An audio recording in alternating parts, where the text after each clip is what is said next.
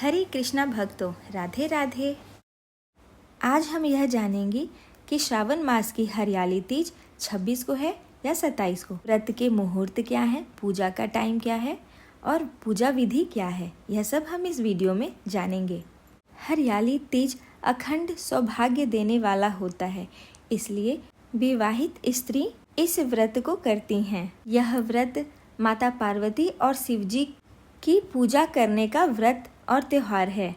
श्रावण मास के शुक्ल पक्ष की तृतीया तिथि को हरियाली तीज का पर्व मनाया जाता है। इस दिन सुहागिन स्त्रियां अखंड सौभाग्य के लिए व्रत रखने के साथ साथ शिव जी की, माता पार्वती जी की पूजा अर्चना करती हैं। इसके साथ ही अविवाहित कन्याएं योग्य वर पाने के लिए यह व्रत रखा करती हैं।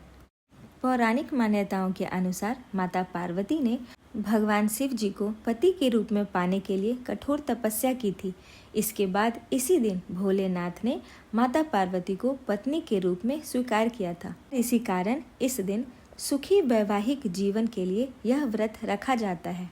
आइए जानते हैं कि हरियाली तीज की तिथि आरंभ कब से हो रही है। 26 जुलाई को रात 10:41 से श्रावण मास के शुक्ल पक्ष की तृतीया तिथि आरंभ हो रही है और श्रावण मास के शुक्ल पक्ष की तृतीया तिथि का समापन हो रहा है 27 जुलाई को रात 10:41 पर।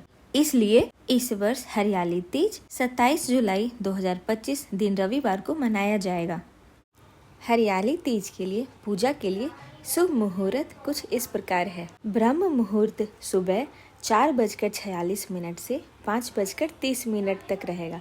प्रातः संध्या सुबह 5:08 से 6:14 तक रहेगा। इसमें आप पूजा कर सकते हैं। अमृत काल दोपहर 1:56 से 3:34 तक रहेगा। विजय मुहूर्त दोपहर 2:55 से 3:48 तक रहेगा। गोधूली मुहूर्त शाम को 7:16 से 7:38 तक रहेगा और शयन संध्या शाम 7:16 से 8:22 तक रहेगा। आप संध्या पूजन इस समय में कर सकते हैं।